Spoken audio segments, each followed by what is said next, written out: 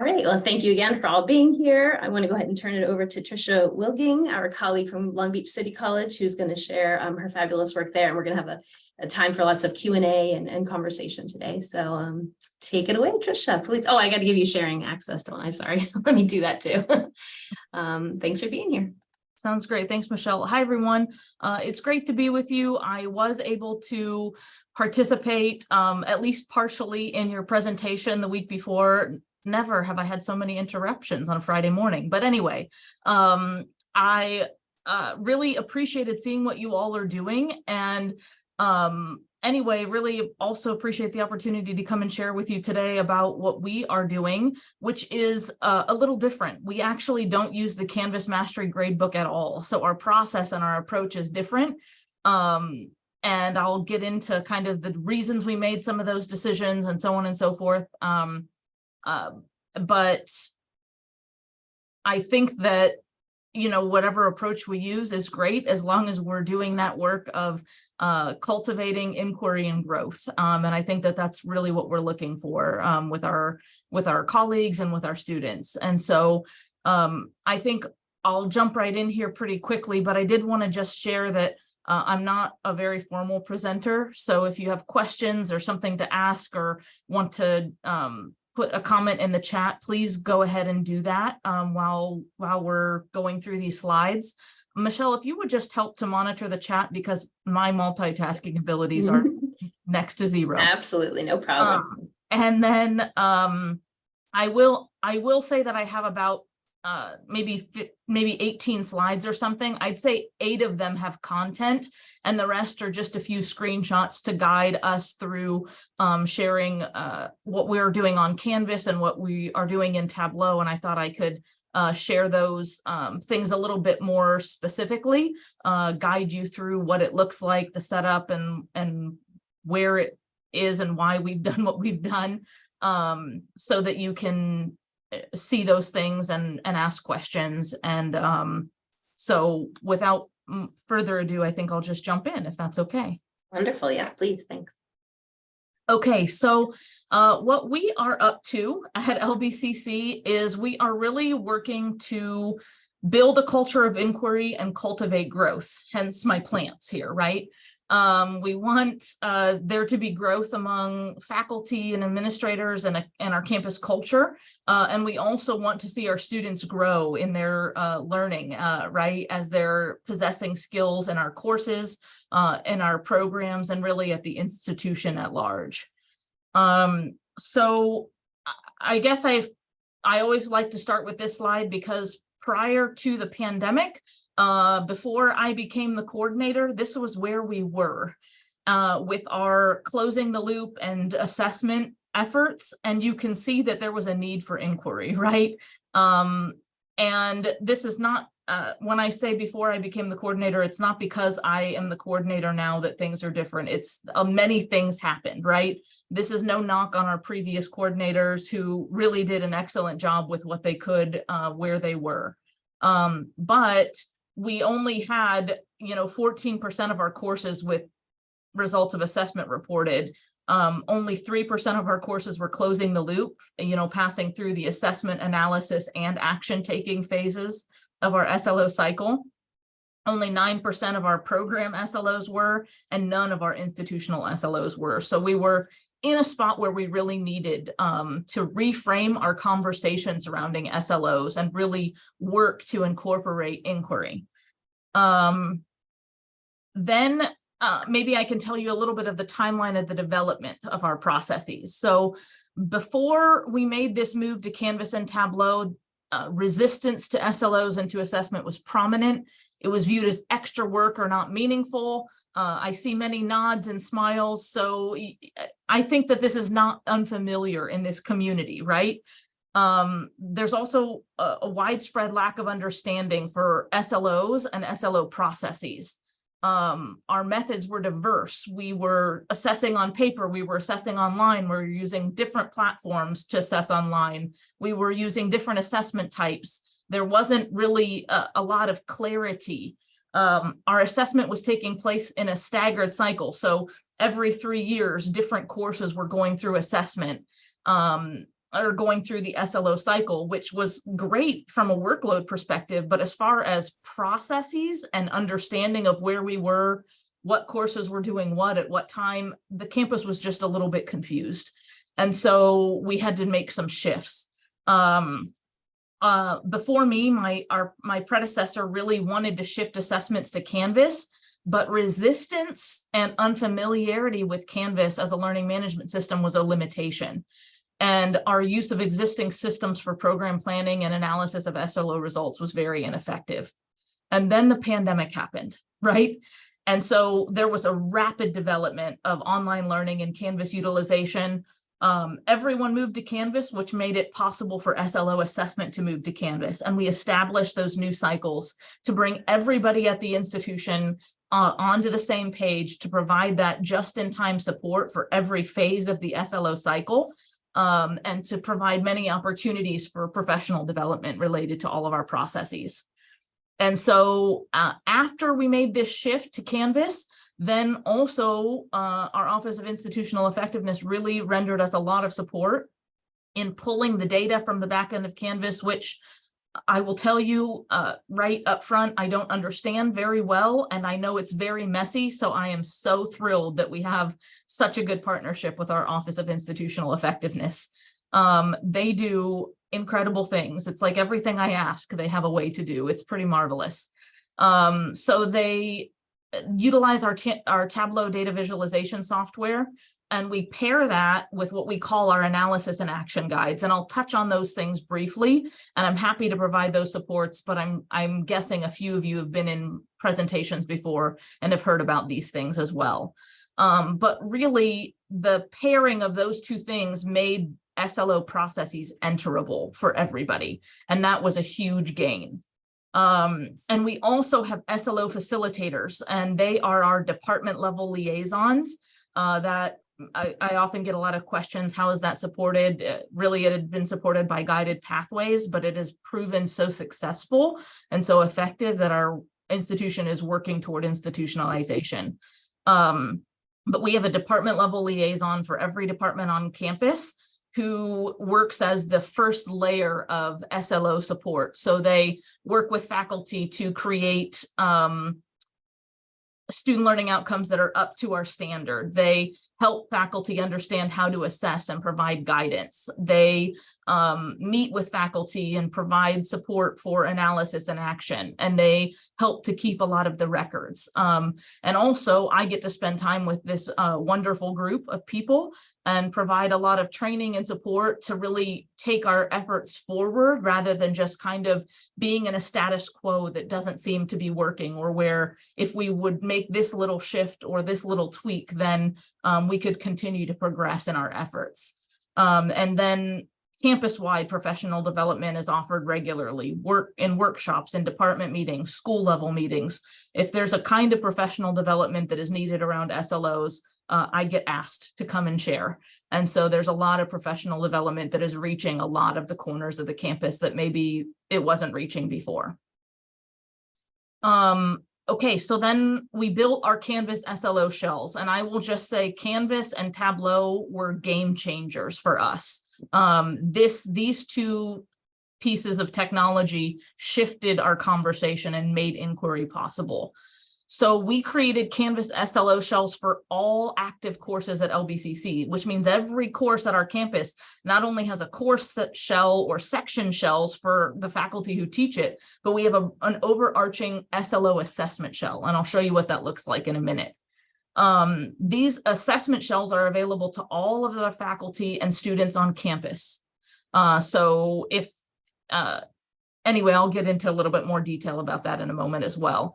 So every course level shell contains all of the SLO assessments for that course. So let's say we have an accounting course with 3 SLOs, all 3 SLO assessments are built into that shell. We have a math course with 2 SLOs, both of those SLO assessments are built into that shell. And then they are published at the time that the SLO facilitator determines in collaboration with the department. So SLO facilitators have publishing access and rights, if you will, which allows them to make the assessments available at the time the department feels is most authentic. And Then shells with rubric-based assessments remain unpublished. And this is because students don't typically need to see this. Faculty end up scoring those rubrics. And so to publish a rubric-based assessment shell for a student often lends itself to a little bit more confusion, because the students are like, oh, what is this? I see this for this class, and I didn't do this assignment. What do I need to do? But they don't really need to do anything. They've already done it in their course. And then faculty end up scoring the rubric that's built into the SLO shell based on what students have submitted or done in their course. Another really neat thing about these Canvas SLO shells is that personal results of assessment are available to faculty immediately. So the second students finish taking their assessments, faculty can see how they are, how they're doing. And then aggregate course level results are available to SLO facilitators and SLO and our department heads as well. So that, what I mean by that is every section, let's say there are 35 sections of accounting 1, right? Well, then our DHs and our SLO facilitators can see not just how the students in every section did, but an aggregate overall score. So they get a really good, quick idea of how their area has done. Of course, that shifts then when we get into Tableau. Personal results of assessment are also still available, but there's a lot more detail presented in Tableau. So in our Canvas shell, everybody has different roles. If you're in the back end at all, students have a student role, faculty have an assessment evaluator role. That's very intentional. And that's because only the coordinator and the facilitators have the teacher role, which means that they're the only faculty with editing access. So if, let's say, one of our full-time faculty members doesn't like a facet of the SLO assessment, they have to initiate a conversation with the department about that. It's not that every faculty member just changes the assessment and then we're not gauging what is going on. There's really a lot of collaboration and conversation surrounding student learning outcomes, surrounding what is the most authentic method of assessment, what do we want our students to know by the time they leave us. And then because these SLO assessments are created by the department and for their students, there's often a lot more conversation with our part-time faculty members as well. This isn't perfect. We have room to grow in this area for sure, but it ends up being something that has higher department buy-in because the department has made the decision collectively. Okay, so some more benefits of using these course level shells. Again, all full-time and part-time faculty have easy access in Canvas, what they sign into every day, and they use the same assessment. The faculty are the ones who determine how to assess most authentically. They get to set the quiz, they get to set the rubric.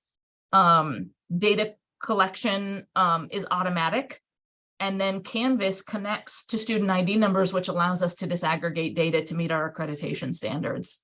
Our student learning outcomes assessment process also led us to establish a process for faculty to submit syllabi to Canvas now, so that we can verify that there are accurate SLOs on our syllabi, which is also an accreditation standard. And so there are just a lot of benefits. We're using Canvas and we're getting familiar with Canvas. A few potential drawbacks, and we have determined that they are small enough that we're continuing in the way that we've begun. And that is that if faculty want to use the assessments in their courses, they have to take the extra step to embed the SLO assessment link into their course shell. So students don't need to do that. They will see a course shell and an SLO assessment shell on their dashboard. But if faculty don't want them to have to go to somewhere outside of their class, they can just embed the link into their course shell. It just takes an extra step. I have a quick question about that. So if they do that, does the information, it doesn't copy over automatically into your assessment shell, does it? It's only there. And then no, Michelle, when they embed the link, that link directs them to the outside of the course assessment. Okay. So it goes where it needs to go. So it goes where it needs to go still. What it doesn't do, and this maybe is what you're asking, is that the scores aren't easily transferred between the SLO shell and the course shell.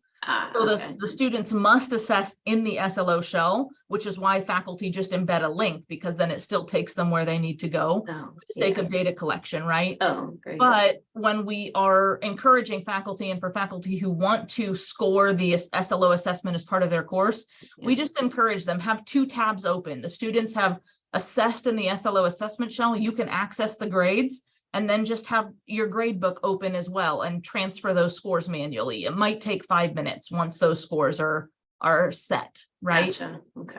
And so, Thank you. yes, again, it's an extra step. It's a little bit of learning, but once faculty do it once or twice, they end up being okay. Of course, would they like it to be perfect and automatic and just do what they want it to do without that extra step? Yes. Right. And there is some like, oh, why can't it just do what we want? And we tell them when Canvas gets its act together and learns, no, I'm just kidding. Right. When, you know, there may be a point in the future when that is much more feasible and more possible. But while it isn't, this is what we have to do in order to meet our accreditation standards and to pull the data from Tableau without having to access faculty's individual course shells, which they would not like. Right. All kinds of things like that. It protects. There's a protection built in for faculty there as well. Another workload question. I'm sorry, back to where you said the syllabus, the syllabi submissions, and then assuring the accurate SLOs. Is that the department liaisons who double check that? Yes, it is. For the work. Okay. Yes, it is. Thanks. Okay, that's helpful. Thank you. And then the last drawback is the faculty workload then during analysis and action years is more intense. So it is. We just passed through an analysis and action year. It was intense. There is some frustration, but next year the workload will be light. And then we will remind faculty, yes, enjoy this year, because next year it will be a little bit more intense again. There's no way, we just felt like there was no way around the intensity of the workload every other year. If we really want the analysis and action to happen with time to reflect on, okay, we instituted these actions 2 years ago. Let's see over 4 semesters, how did this work? Were our actions effective? Did it move the needle in the way that we want it to, right? And to also ensure that during our analysis and action year, we're providing the kind of PD and support to faculty, right? Because if we're in all these staggered cycles, again, there's a lot of confusion, there's different messaging, faculty don't know where they are or what they're supposed to be doing. So really moving the entire campus to a 2-year cycle where everyone is on the same page, there's no way around the workload issue, but the clarity and the transparency and the support is there. And so we don't have as much resistance as you might think. And so So the work is taking place.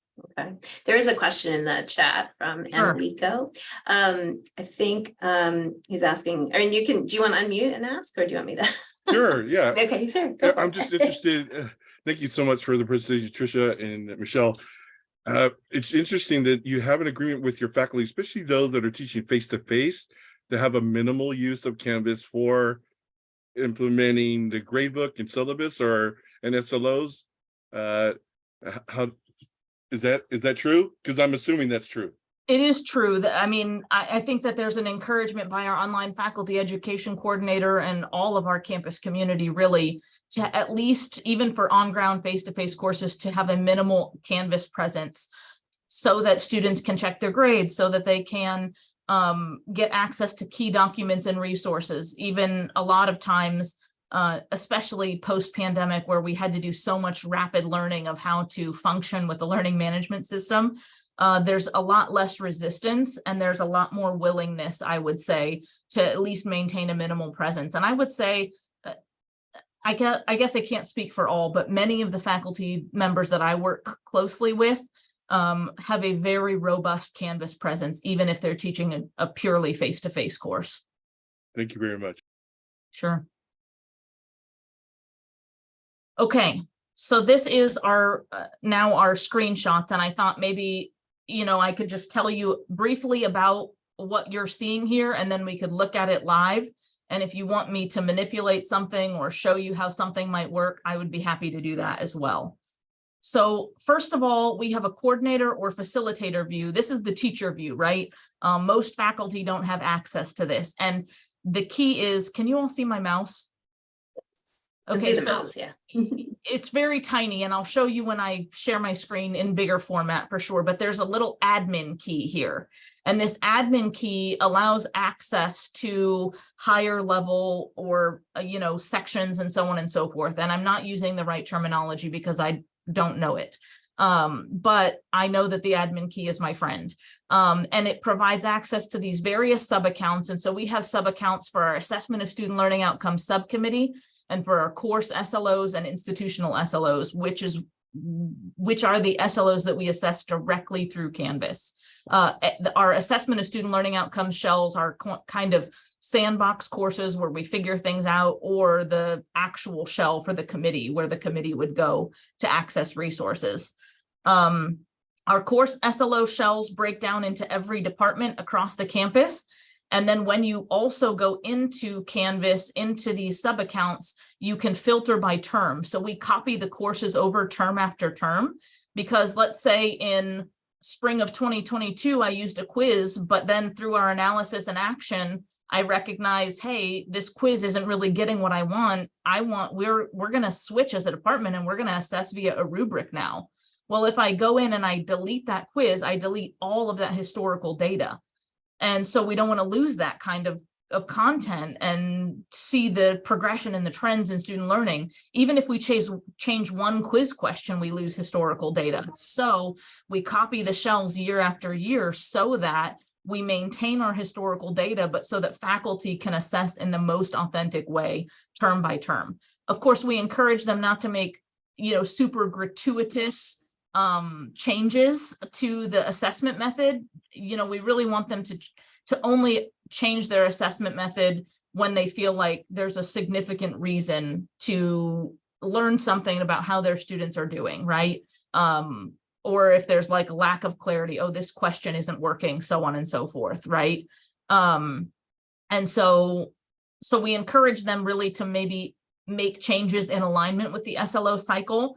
If as part of your actions, you're realizing that your assessment method isn't up to standard, make the change, but don't change it every term, because then what are we really learning about how our students are doing, right? Okay.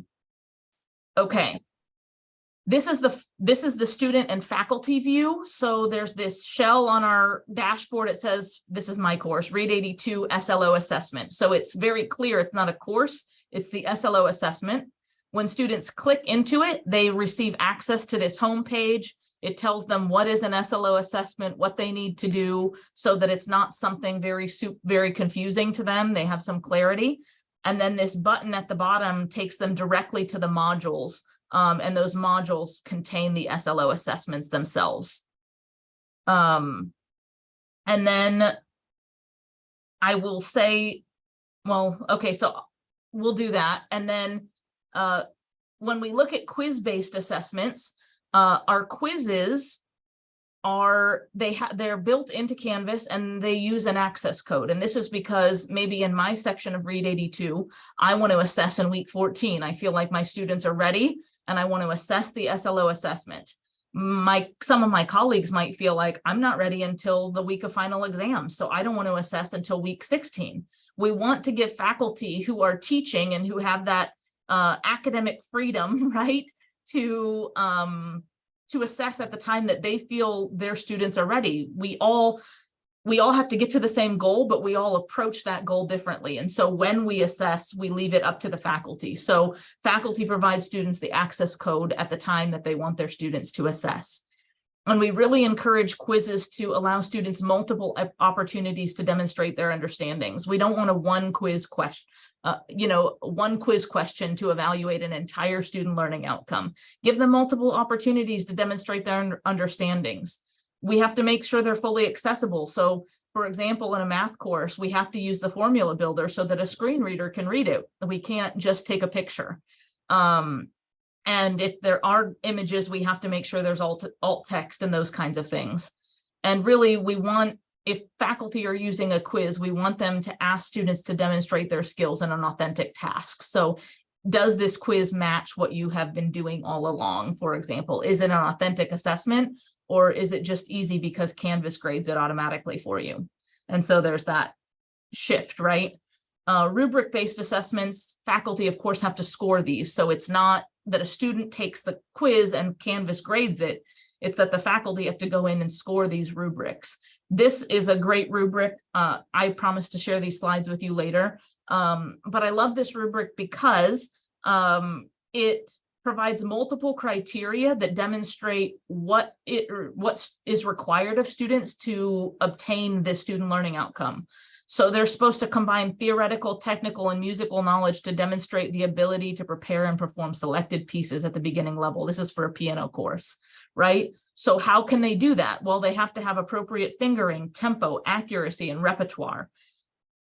And then the rubric is very transparent for all full-time and part-time faculty. They know exactly what each mark represents. And so our scoring is normed then a little bit more. Again, we want our rubrics to contain multiple criteria. We want to avoid vague and unrealistic language. We want to make sure they're accessible, which they are, because Canvas doesn't allow us to build an inaccessible rubric, fortunately. And again, we want to call for demonstrations of student skills and authentic tasks. And so this is our rubric-based assessments. Okay, so I'm going to pause there and show you a little bit about Canvas. But before I do, I did see the question come into the chat related to why we did this versus the Mastery Gradebook. And so I think that when we were first building it, Canvas was new, and to try to teach faculty Learning Mastery Gradebook, to try to get them to do all of the technical pieces on top of the assessment, which we really felt was a needed focus, we just didn't feel good to go in that direction. Then secondarily, if we're using Learning Mastery Gradebook, again, faculty are building that into certain assignments in their courses, right? And so faculty felt certain ways, or at least we heard their feelings about, they felt certain ways about having IE come and pull data from their from their section level courses, things like that. And so, so I would say that we considered it, but in hearing the hesitation among faculty and in seeing this system that we felt was a potential solution, which allowed faculty still a lot of autonomy to assess authentically, to publish when they felt was appropriate, to build something that the entire department agreed upon, and without having to learn too much new technology, we felt that we would obtain faculty buy-in at a faster rate, and that the processes would be a little bit more enterable. We do have a group who is really a group of my SLO facilitators who are exploring using the Canvas Mastery Gradebook in their courses. I have an anthropology faculty member who is using it and finding a lot of value in it. And then, but he's still taking what he determines from the end of the semester and then transferring those scores into the Canvas SLO assessment shell.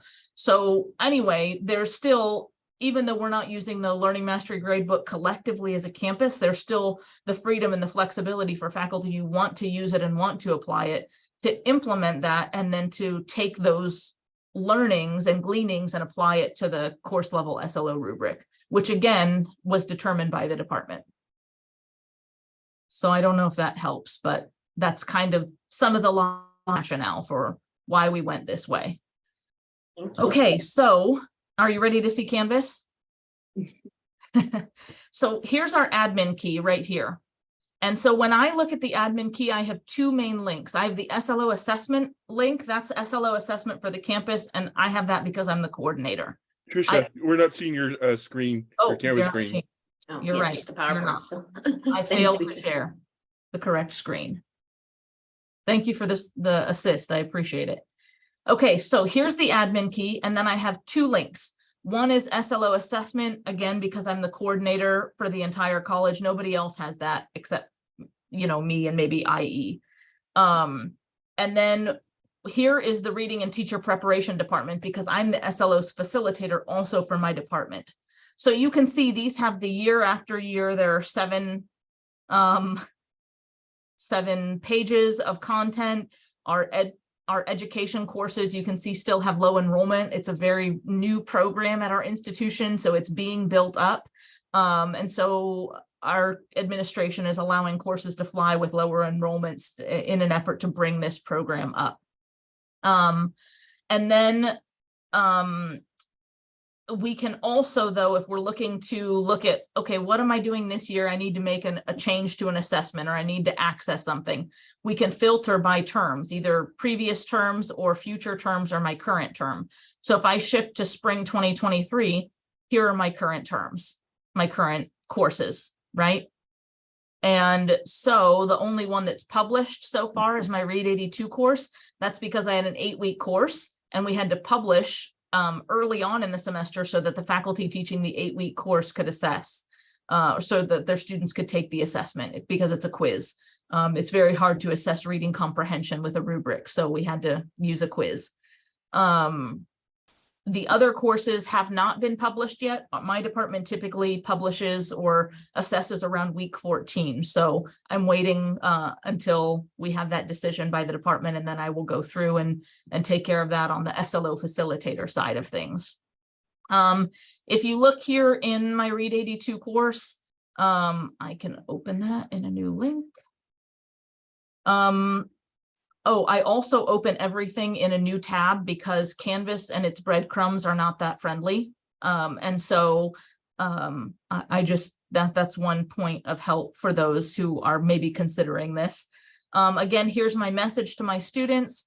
Here's the button that takes them directly to the module. And you can see here, there are 2 quizzes. And these are based on the 2 SLOs for our Read 82 course. And then we also have a rating program survey, which is something our department has asked for, because a lot of reading is behavioral. And so on the one hand, it's a skill that you learn and develop. On the other hand, a lot of it has to do with your confidence, your comfort, your ease. And so some of the metacognitive things as well. And so we like to take a survey to gauge student perceptions of their reading and student reactions and responses to their experience in the course. Okay, then let me go back here. I have a sample course.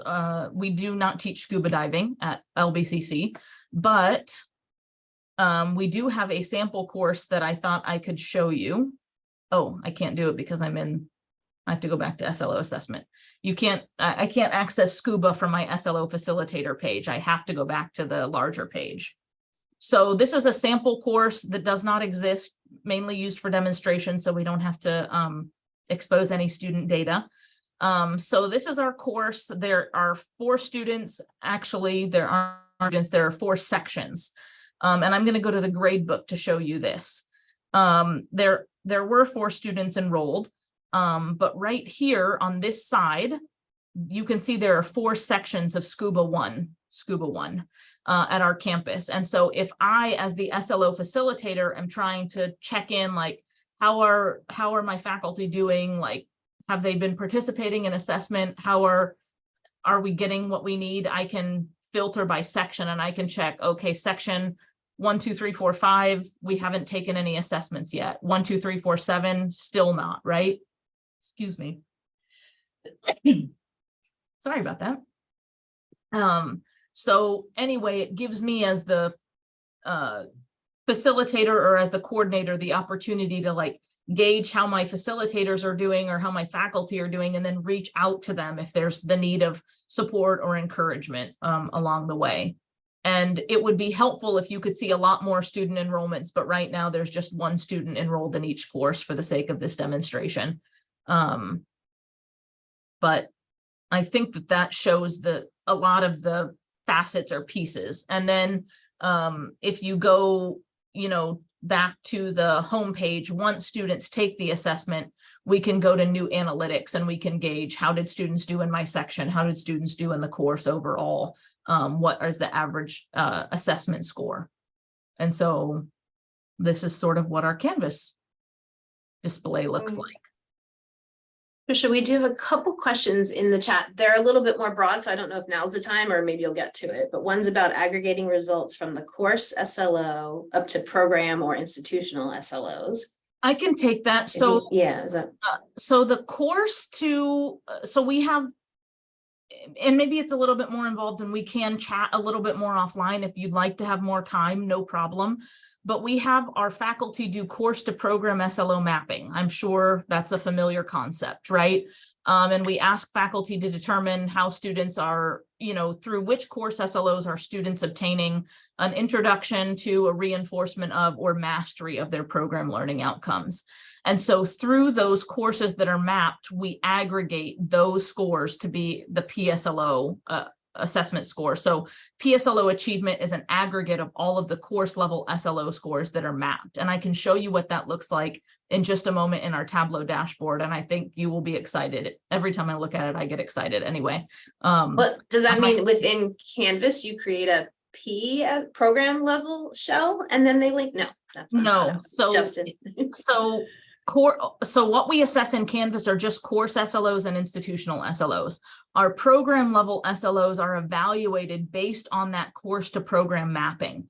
And so that's created on an Excel worksheet, basically. And then our Office of Institutional Effectiveness, again, creates a Tableau dashboard based on that. And we can pull in all the course level data and show how it aggregates to the program data. And I'll show you that in just a minute.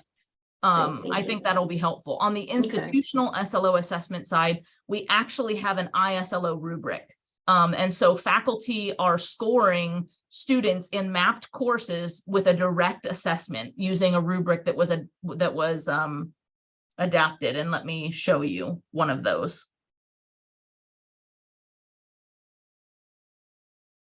Oh, here it is. So my Canvas is crazy, but okay. So this is this is our ISLO assessment shell. And if you teach a course that is mapped, you get a reminder from your SLO facilitator, and this ISLO shell also appears on your dashboard. And your facilitator says, hey, don't forget you're teaching English 3, which is a lit course. We need you to assess the critical thinking ISLO, for example. And so those faculty teaching English 3 score all of their students on the ISLO rubric. This is ISLO 1, which is to appreciate and interpret a range of cultural expression in the arts and humanities to generate useful and original ideas. And so we have lots of different courses that map to this. We have some art courses, we have some music courses, right? And so we have different criteria. So in an arts course, for example, we might want students who have excellent proficiency to evaluate the creative processes and products, right? But in a course that is maybe art appreciation, like maybe a textbook, more textbook driven, you're not producing like a piece of pottery, you're producing an essay, then we might want you to synthesize connections. So whichever type of course or what, that you're teaching, you're able to use the same rubric to evaluate how well or what your students' level of proficiency is with this ISLO. Great. And so this is a direct assessment. So PSLOs are the only indirect assessment. Course SLOs are direct. PSLOs are indirect through mapping, and ISLOs are direct through this rubric. Great, thank you. Colleen, does that answer? Did that get to what the facets of your question? Okay, great. And Lena also, and Pat also. Great. I don't know, should we jump into this next one that Mary? Yeah. I can read it. You want me to read it, or let's see. Sure. Maybe I can just try to respond because I'm reading too. So great. Perfect. The scope of our process is that we assess all of our SLOs every semester. Assessment is ongoing. It's built into the fabric of what we do. Faculty are just used to it and they do it because these assessments are built onto their dashboards. It's just taking place. Now, can I say that it's taking place at a 100% participation rate? No. I think that we're still training, still learning, still in development, but that's the request. And I would say that in assessment years, we do a very good job. In analysis and action years, sometimes we have a dip in assessment because we're focusing so much on analysis and action. But the scope is that we're always assessing all of the SLOs. And for quiz-based assessments, that's not a problem because students take it. It's assigned as an assignment. For rubric-based assessments, it is a little harder on faculty because they have to take the time to do it. But we do allow faculty until a week or two after grades are due to complete their SLO assessments, both course and institutional. So we try to make it so that they can do it even after their workload has reduced. Now, we can't compel them to because they're off contract, but SLO assessment is compulsory, so they can do it. They're required to do it, but we permit them to do it up until after grades are due. We are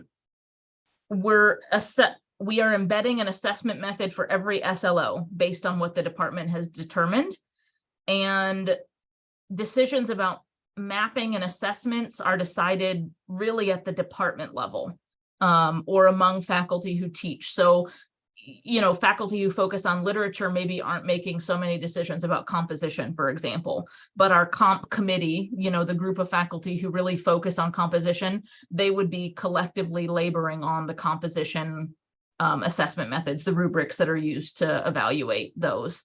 And as far as at an institution level, the only thing that's set at an institution level is the ISLO assessment rubric.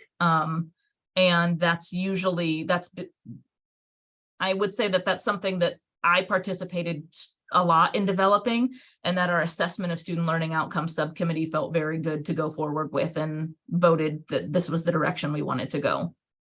I'm not sure if that answers your questions in depth enough, but that's a little foray into what we do. Great, thank you. We have about 15 minutes left too, just to give you a little time check.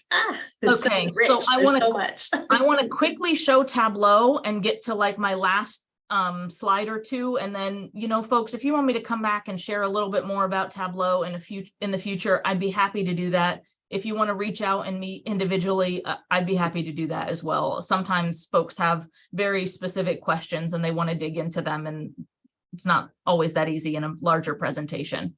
Thank you, Trisha. Okay, so Tableau, I want to show you a couple of things. First, I want to show you, oh, I already have it up, our course level SLO results. And what I'd like to do is show, so I'm just going to use accounting here because it's a simple example. And you can see, for example, in fall of 2020, we had 6 participants out of 439 students, a 1% participation rate. So accounting was like really learning and developing, right? They weren't there yet. They maybe just built the assessment and one faculty member started to participate. But as we're going along, we can see that we're increasing in our participation rate. Now, you know, we have a number of enrollments, and a lot of our accounting courses are taught by part-time faculty. And so that's another reason why I mentioned earlier that we have some room to grow in this particular area, making sure our communication and our messaging reaches all faculty. We just built an SLO professional development shell in Canvas that goes through all kinds of things that will be available and offered for even flex credit and things like that going forward. So anyway, this is our course level rubric. It shows all kinds of neat things. It shows our participation rate, our average assessment score. It shows our course success rate. So we can have a determination. What's the difference between SLO achievement and course success? We also see quiz question level results. When we look at that, we can see how students answered. Here were the answers. Can you zoom in just a little bit more on that? It's kind of, yeah, thank you. That's helpful. I think. Thanks so much. So we can zoom in here. For example, if we hover over this bar, we can see a majority of students answered correctly, but some of them didn't, right? Or maybe in this one, we can see, oh, there was a little confusion maybe with answer choice A versus answer choice D, right? And so that gives faculty a lot of insight into what kinds of errors students are making, in case it's pedagogical, in case it's the way the question is framed, in case there's something that faculty can do to make improvements to student learning. We can even break it down by term, which was helpful during the time of COVID, because you can see, you know, fall 2020, when everything got shut down, there were differences in achievement, right? And so that's helpful when we're analyzing and acting and providing commentary for the data that we see. We can also disaggregate by race and ethnicity. So we can see that there are some equity gaps here for our Latinx and our Black African American students. Actually, largely there are equity gaps for our Black African American students. This is representative of what we see on our campus, but it's still helpful to see and to know so that we can take action to address the gaps that we see. And we can disaggregate for gender as well. I'm going to move quickly, and so because of time. So our PSLO dashboard is lovely in that it shows here are our programs that are passing through supplemental program review there this year, for example, which means that they're the ones that are required to analyze and act on their program SLO data. And so this is our aggregate PSLO score for our nutrition and dietetics program. We have 3,000 students assessing SLO 3, 300 assessing SLO 2, and over 1,000 assessing SLO 1. And that's because it's an aggregate of the course SLOs that map. So when I click show here, you'll see that SLO 1 is a product of Nutrition 20 and Nutrition 230B. SLO 2 is a product of these courses and these SLOs. SLO 3 is here. And so here you can see this one falls below our expected level of achievement. So as program faculty are reflecting on how students are achieving, they really can reflect on where is the breakdown taking place potentially, or is more support needed at the introduced level, at the reinforced, or at the mastered level. It seems like when we get to mastery, we're doing pretty well, right? And so all of this information is able to be presented to faculty, and then in collaboration with that analysis and action guide, which provides the guiding questions for faculty to look at this, think about this, provide your commentary, right? It really, the two pair very nicely together. Then our ISLO dashboard, I really like this one. What I'd like to show you in particular is this one piece where we're looking at everything, but what we have a breakdown by unit completion. So students who, for example, and we're going to look at overall instead, have completed 0 to 14 units versus 45 or more units. So we can see that, and it's logical, it makes sense. Students who are just entering our institution, they've only completed 0 to 14 units. They don't have the same level of mastery of our ISLO as they would by the time they've taken 45 or more units, right? What's really awesome or helpful is when we break it down by race and ethnicity, and we see here are where our gaps are, and how can we provide that just-in-time support for our students who have some equity gaps to ensure that they not only achieve, but that they persist. And yet it is very encouraging to see that by the time we get to 45 or more units, those equity gaps are shrinking, right? And so that's really encouraging information for us to see across the institution, that what we're doing, we feel like is working, is having that kind of an impact. Trisha, I have a quick question. On that point, does your institutional effectiveness team pair this also with retention data? Because, you know, like if maybe those students have left, because I imagine you try they are conducting that analysis as we speak, but great. I don't have results of that. Okay, good. Thanks. So and you're right, Michelle, it's true. Some of those students may have left, but still what this shows is that if we can get students to persist to completion, then they are achieving equitably or close to equitably across the board. They're meeting that expected level of achievement, which we really are encouraged by. Great. Okay, some more Tableau dashboards, and I'm going to try to be quick. We have tracking dashboards. This shows how many assessments are scored per faculty member per section. So this helps our SLO facilitators to reach out and say, hey, these faculty haven't yet participated. Could you all haven't yet participated in assessment. Could we encourage you to do that? And then this is a summary dashboard, and it shows this is how many had closed the loop on assessment in 2020-21. And this is, 2020-21. And this is where we are this year, or 21-22. You know, we went from 6 and 3% to 30 and 29%. That's a huge gain. We're now again in our analysis and action year. And so I'm going to go back briefly to my slideshow, if I can find it here. While you're looking at that, maybe, so there's a question that relates to that too. How many programs do you have participate annually? Sounds like it's all the programs, right? No, we actually don't have all of our programs passing through supplemental program review, because that's a decision that's made by our department plan program review subcommittee. And so they are on a 2 or 3 year cycle. Okay. And so if you pass through supplemental program review, you do the PSLO analysis and action. And if you don't, you are off that year. Okay. And But- typically, I would say it's typically a third of our programs every year. Okay. Doing okay.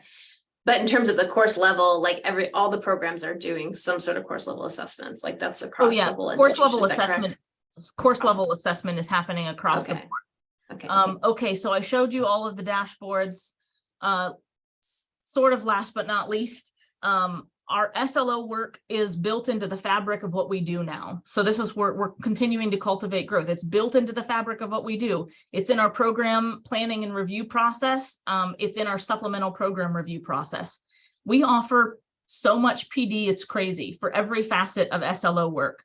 Workshops involve training specifically, and then often breakout rooms or small groups where folks are working through their analysis and action guide, and then we can help them to complete it or help them to build more robust SLOs or more robust assessments. I have SLO office hours every week. They're available to all faculty, but they're particularly advertised to SLO facilitators and DHs who may need the specific guidance and support to guide the rest of their department. Deans and DHs often request specific school level support. So they notice across our school, we're having this issue. Can you come and share with us? And facilitators engage in training and best practice sharing 2 to 4 times per year. And so that really fosters this thought of growth and the culture of investment in SLOs. And those facilitators, they're faculty members, right? They are faculty Yeah, members. Okay. Yeah, just They're double faculty checking. members. Thanks. Great. And then this is just some preliminary data. Again, I don't have it to report for now because we're not there yet. Or we haven't closed the loop at the end of this academic year, but we went from 14 to 46% of assessment, just by building things into Canvas. With Tableau, now we can close the loop on course SLOs at a 29% rate. We went to 92% with program SLOs, and we went to 100% with institutional SLOs. So those are some massive gains in a short period of time, which I think indicates the dedication and commitment of our campus to inquiry and to growth related to student learning outcomes. Wow, that's awesome. Congratulations on that growth. And that's all I've got. There's Alexandra's asking if there are any demo reports you might be willing to share the link to. I guess I would have to know what you mean by a demo report. Yeah, Alexandra, you want to unmute? I guess just like how you were showing before. I'm assuming that was like real data. I don't know if you'd be willing to share like a link to maybe some of your like dashboards like that with Okay. Just so we can look for like an example. Like I'm working on some stuff right now and I was like, oh, this is great, and a lot of what I'm working on, Yeah, I don't have, most of Tableau is hidden behind I don't know what, but we do have a data mart. So and I can share the link to that, and it at least covers our I can share my screen really quickly again. It covers at least the general view of our program and institutional learning outcomes dashboards.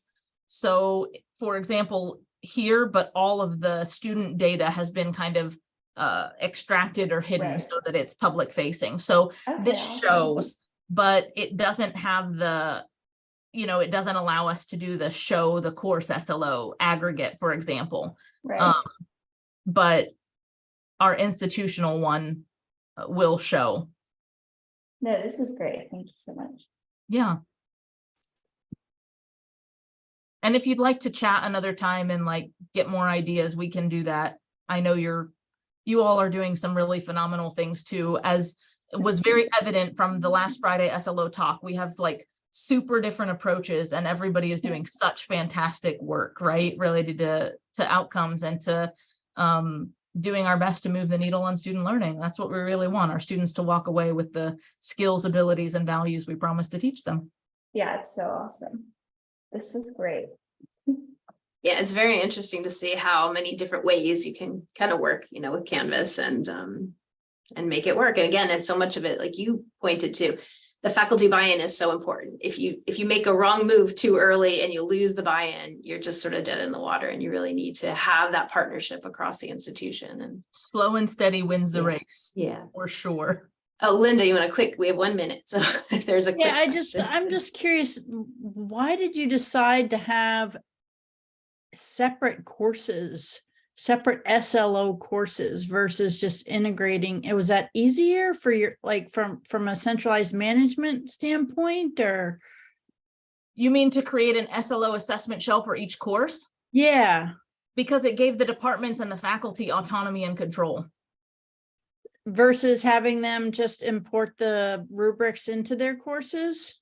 Yes, and it makes data extraction so much easier. I mean, Canvas is messy in the back end as it is, but to try to, like, if faculty are going to import a rubric to their course, for example, they change the rubric name, then we can't find it. So when you build the course SLO shell that only the facilitators have access to, it keeps naming convention standard, it keeps access codes clear, it keeps like all of these pieces of information that need to be communicated with transparency available to faculty, and it makes data extraction possible. And then the instructors just put a link to that course from within their course to the assessment. And or they just show their students a demonstration in class. Click here on this shell. It says read 82 SLO assessment. And so all the students are enrolled in both courses. Yes. So if you're in section 1 of Anthro 101, you will get put into the Anthro 101 SLO Yes. shell. And Linda, and to everyone too, I'm going to send out the link to the recording. And Trisha did go over some of that a little earlier. I think maybe you just missed that. Yeah, So, she did, yeah. but Okay. she went Okay. over a lot. Oh, I know. And it was fast because there's so much information. And Trisha, thank you so much. We are at the time, so I want to be respectful of everyone's time. I'm going to stop the recording, and thank you all again. And we'll get to do more introductions at our next meeting, whoever can come. Stop the recording.